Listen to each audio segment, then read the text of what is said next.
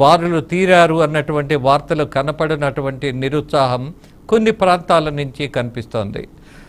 అలాగే తెలంగాణకు సంబంధించి నిజామాబాద్ ప్రాంతం నుంచి మన కరస్పాండెంట్ ధనంజయ్ ఉన్నారు. ధనంజయ్, అక్కడ ఉన్నటువంటి తాజా సమాచారం ఏంటి? ఎన్నికల సరళి ఎలా ఉన్నది? అలాగే పాల్గొంటున్నటువంటి ఓటర్ల యొక్క మనోభిప్రాయాలు ఏమైనా గమనించే అవకాశం కలిగిందా?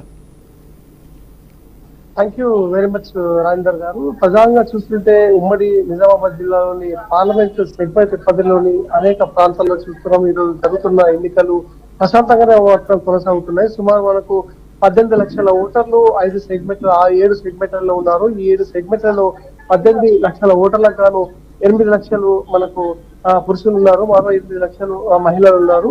ఇతరులతో కలిపి ఇక్కడ ప్రధానంగా 18 లక్షల పైచీలకు మనకు ఓటర్లు ఉన్నప్పటికీ కూడా ఇక్కడ నిజామాబాద్ జిల్లాలో విభిన్న తీర్పు మాత్రం వస్తుందని చెప్పచ్చు. ఇప్పటికే మనము ఉదయం 9 గంటలకు 7 గంటలకు ప్రారంభమైన పోలింగ్ సరళి చూస్తుంటే ఒక్కొక్కటిగా 2 గంటల ప్రాంతంలో పర్సెంటేజ్ చూస్తుంటే మనకు ఇక్కడ బీజేపీకి ఒకవైపు స్పష్టత వచ్చే ఆస్కారం అయితే ఉందని చెప్పొచ్చు. ఎందుకంటే ప్రధాన పార్టీలు అటు బీజేపీ అదేవిధంగా కాంగ్రెస్ పార్టీ మధ్యలో హోరాహోరీగా జరుగుతున్నప్పటికీ ఇక్కడ ఎక్కువ ఎడ్జ్ మాత్రం బీజేపీకి ఉందని చెప్పొచ్చు. ఇప్పటికే ఉత్సాహంగా ఓటర్లు ఉదయం 7 గంటలకే పాల్గొంటున్న పరిస్థితి మనకు కనబడ్డది. ఇక్కడ నిజామాబాద్ సెగ్మెంట్ పరిధి చూస్తుంటే మనకు పార్లమెంట్ సెగ్మెంట్ పరిధిలోని ఆర్మూర్, అదేవిధంగా బాల్కొండ, బోధన్తో పాటు డిచ్పల్లి రూరల్, అదేవిధంగా కొరుట్ల, జగిత్యాల ప్రాంతాలు ఉంటాయి. అత్యధికంగా ఓటర్లు నిజామాబాద్ అర్బన్ అదేవిధంగా బోధన్ ప్రాంతంలోని మైనార్టీ ఓటే ఈరోజు కీలకం. ఈ మైనార్టీ ఓటర్ శాతం మాత్రం పెరుగుతున్న కొద్దీ ఇక్కడ ఒక ఉత్కంఠ మాత్రం ఇక్కడ లేస్తుందని చెప్పొచ్చు. ప్రధానంగా ఉదయం నుంచి పోలింగ్ సరళి చూస్తుంటే ఇక్కడ నిజామాబాద్ ఉమ్మడి పార్లమెంట్ పరిధిలో ఒక్కొక్కటిగా మనకు ఒక యూనిటీగా మాత్రం ఓట్ల శాతం పెరుగుతుందని చెప్పొచ్చు.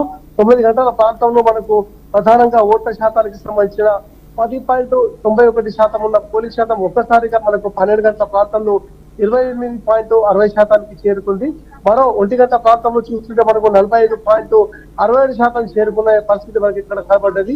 ఈ ప్రాంతం చూస్తుంటే మనకు పోలింగ్ సరళి శాతం పెరుగుతున్న కొద్దీ ఇక్కడ ప్రధానంగా ఒకవైపు గెలుపు ఓటమిలపై ప్రత్యేకంగా 2 పార్టీలు సైతం బ్యారేజీలు వేసుకుంటున్న పరిస్థితి మనకు స్పష్టంగా కనబడుతుంది. ఎక్కువ శాతం పోలింగ్ జరుగుతున్న ప్రాంతాల్లో చూస్తుంటే బీజేపీ వైపు ఎక్కువగా మొగ్గు చూపుతున్న పరిస్థితి మనకు కనబడ్డది. ఒకవైపు అరవింద్ వైఖరి వల్ల కొన్ని ఇబ్బందులు తలెత్తినప్పుడు కూడా నరేంద్ర మోడీ ప్రధానంగా ప్రధాని కావాలనే ఏకైక ఉద్దేశంతో నిజామాబాద్ పార్లమెంట్ సెగ్మెంట్ పరిధిలో ఇక్కడ ఎక్కువగా ఓటర్లు బీజేపీకి మొగ్గు చూపుతున్న పరిస్థితి మనకు కనబడ్డది. ఈ రకంగా అటు కాంగ్రెస్ పార్టీ సైతం ఒకవైపు ఎడ్జిలో ఉంది. ఈ రకంగా చూస్తుంటే మనకు ఈ ఉమ్మడి నిజామాబాద్ పార్లమెంట్ సెగ్మెంట్ పరిధిలో చూస్తుంటే మనకు అత్యధికంగా ఇటు పార్లమెంట్ కు సంబంధించిన ఓటర్లు సైతం విభిన్న రకంగా తీర్పిచ్చే ఆస్కారం సైతం ఉంది. ఈ పరిస్థితుల్లోనే మనకు ఈ జిల్లాలో పంపిణీ ఈ విధంగా మనకు కొనసాగుతుంది. ఒక్కవైపు మనకు పోలింగ్ ఉదయం మందకొడిగా సాగినప్పటికీ కూడా 12 నుంచి మనకు 10 గంటల ప్రాంతంలో ఒక్కసారిగా పెరిగిపోతున్న పరిస్థితి మనకు ఇక్కడ నిజామాబాద్ లో స్పష్టంగానే మనకు కనిపించింది. ఇందుకోసమే గాను ఈ రోజు ఉమ్మడి పార్లమెంట్ సెగ్మెంట్ పరిధిలో 7 సెగ్మెంట్ పరిధిలో ఇదే మాత్రం పరిస్థితి మాత్రం కొనసాగుతుంది. ఒకవైపు జగిత్యాలే కావచ్చు, కొరట్లకు సంబంధించిందే కావచ్చు, మరోవైపు పాల్కొండ కాన్స్టిట్యున్సీకి సంబంధించిన బీఆర్ఎస్ అభ్యర్థులు ఉన్నప్పటికీ కూడా అక్కడ స్పష్టమైన వైఖరి మాత్రం బీజేపీ వైపే మొగ్గు చూపుతున్న పరిస్థితి మనకు కనబడ్డది. ఈ రకంగా పార్లమెంట్ సెగ్మెంట్ పరిధిలో 7 సెగ్మెంట్ పరిధిలో మనకు అటు హోరాహోరీగా మాత్రం ఇటు బీజేపీ అదేవిధంగా కాంగ్రెస్ పార్టీ మధ్యనే మనకు కొనసాగుతుంది.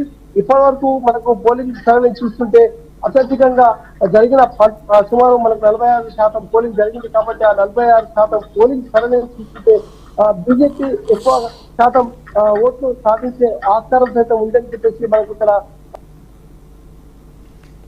ధనంజయ, మీరు ఇచ్చిన సమాచారానికి మీకు ధన్యవాదాలు తెలియజేస్తూ ముఖ్యంగా నిజామాబాద్ జిల్లాకు సంబంధించి అక్కడ ఉన్నటువంటి అభ్యర్థుల పట్ల